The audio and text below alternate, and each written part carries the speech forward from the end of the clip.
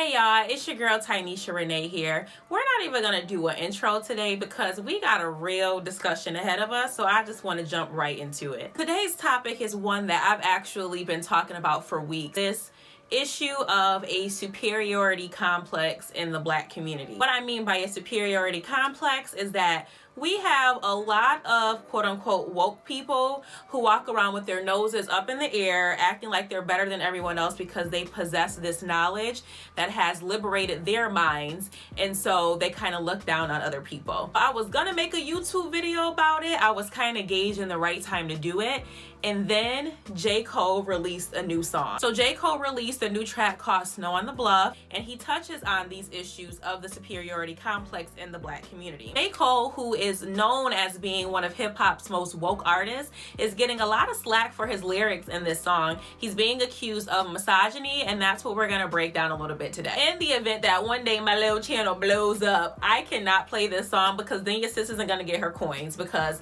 copyright issues. So what I did was I took pieces of the lyrics that stood out to me. I'm gonna read them off to you, and then we're gonna go ahead and dissect. There's a young lady out there, she's way smarter than me. I scrolled through her timeline in these wild times and I started to read. She mad at these crackers. No offense to the white people out there. She mad at these capitalists, mad at these murder police. She's mad at my, we definitely not gonna say this, but we're gonna say brothers, even though we know what word is being used here. She mad at my brothers. She's mad at our ignorance.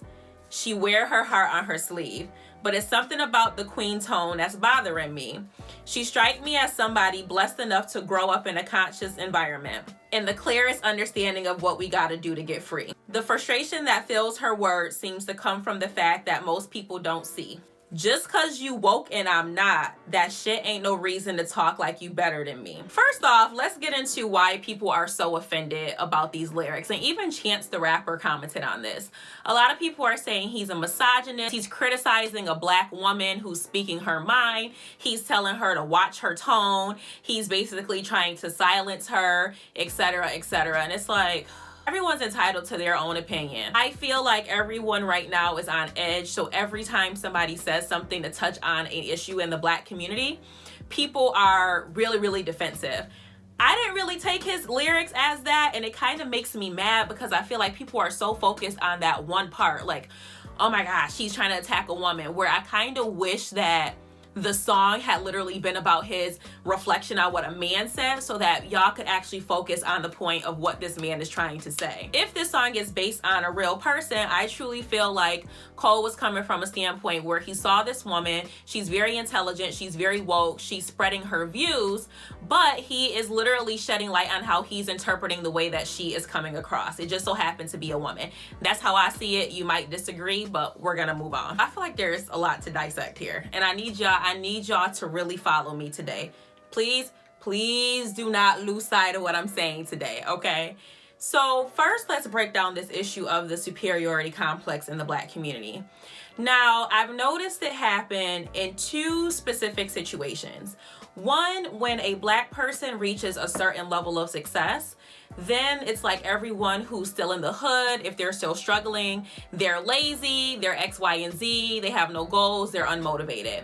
But I'm actually throw that one away because I feel like that's something that happens within a lot of different cultures. Once people reach a level of success, wealth, they do start to feel like they're better than people. It happens a lot. A lot of people lose their humbleness, and that's just what it is. What I do want to focus on is the issue with the superiority complex when it comes to people who are woke, because they learn more about Black history. They feel like they know more about where they came from, about why we have a lot of issues within the Black community. And because they are more conscious in that way, then they start to feel like they're better than people who might not know that information. You might hear them say that, oh, y'all still sleep and I'm woke, you're lazy, you don't want to learn this, I've read X, Y, and Z books, what books have you read? These are things that I commonly see all the time. And even when you see these people engaging with other people who might be less conscious and they're explaining their standpoint on things, it often comes across as very condescending, to the point where the people who might not know as much don't even want to listen to what you're saying because the way that they come across is very belittling. And let me say this, everything that I'm saying, I feel like I have experienced before. Like the woman that he's describing in this song, low-key, I literally feel like that can be me, because I remember when I first started taking classes in college, African American studies classes and I learned more, I would get so frustrated when I would try to bring that knowledge back to other people and they weren't hearing it. They just weren't ready to receive it. And I did feel those feelings like, what the fuck is wrong with these people? We got the answers. We learned and we can move forward. Why are you not learning with me?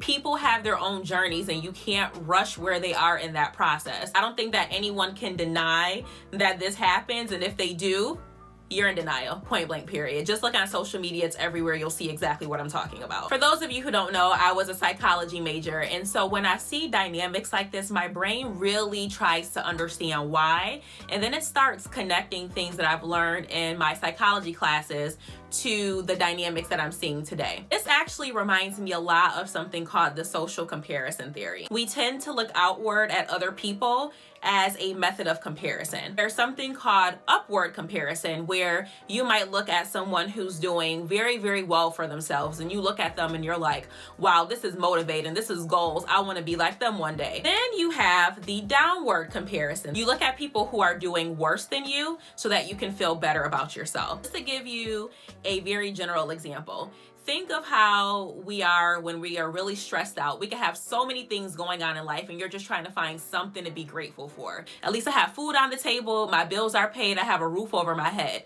So you might not realize it, but you're comparing yourself to someone who is homeless.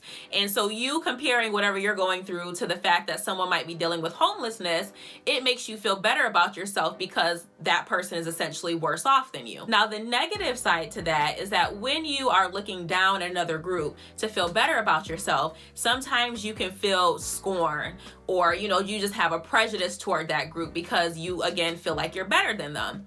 This downward comparison is literally what I feel is happening within the Black community. Let me break this down a little bit further, and I really, really hope that I don't lose y'all, all right? So stay with me, y'all. Imagine that society is like a pyramid, okay? So we have this pyramid. And this pyramid contains all of the different racial groups. For the sake of simplicity, we're going to break this pyramid down into 3 different categories. So at the very top of the pyramid, we have white people. White people are at the top of the pyramid. Why? Because they hold a lot of the social power, have the power to be prejudiced, they have the social influence, they have the political influence, the laws, etc., etc. So white people are at the top of this. In the middle, we're going to say we have all other racial groups. We might have Hispanic people, Indian people, Asian people, so on and so forth. Then at the very bottom of the pyramid, we're going to say that we have Black people, okay? So top, white people. Middle, other racial groups that aren't white. Bottom, Black people. This is why I think that people who are still minorities and they face discrimination from other groups tend to look down on Black people. Let's take an Asian person, for example, because a lot of people talk about issues with racism between Asian people and Black people. So this Asian person, they're probably being looked down upon, especially now with everything going on in society. But in order to feel better about themselves, they do a downward comparison. So you look below on the pyramid, I'm an Asian person, I'm in the middle, who's below me? Black people. You have Black people who are at the bottom. When we look below us, there is no one below us because we're at the bottom of the totem pole. So who do we look at in order to feel better about ourselves? We can't really look up at the people who are above us because that would be an upward comparison. So in order to do a downward comparison, we start to create a hierarchy within our own communities. So now you have the situation where, okay, we're all at the bottom of the totem pole, but I'm a business owner.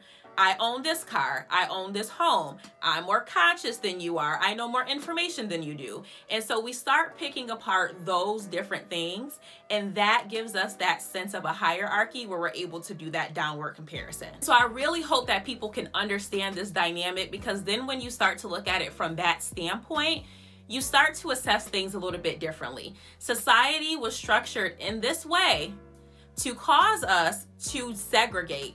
They don't want us to have unity. They want us to fight. They don't want us to come together because that's when we're a powerful force. We learned all that. What do we do now? I am a big advocate of community education. This is why when I see someone on social media making an ignorant comment ignorant in the sense that you can tell that they haven't educated themselves on certain things, I want to share that information. I think it's very selfish for people to go out and learn this wealth of information that can help our community do better, and then you literally hold it to yourself and you don't share it with anybody for the sake of saying that you're better than everyone else. Be patient with your fellow Black people. Everyone is on a different pathway. Everyone's journey to becoming more woke is not going to happen overnight, and if you kind of throw people to the wayside, we're never going to move forward. J.COLE, I know you're receiving a lot of slack, but I see you, I hear you, I'm with you, okay? I believe everything that you're saying. I think this is going to open up some great discussion within our community, and I want to leave it open to y'all, so tell me what you think. If your views on J.COLE's song Snow on the Bluff is way different than mine, let me know. If you have a different opinion on anything that I said, let me know. Tell me what y'all feeling. I love to see how everyone's minds work, because I know that everyone has different thoughts than I do, and that is what I can appreciate. So thank you again for tuning into Tynisha Talks, where we keep it real, raw, and transparent. Until next time, y'all. Bye.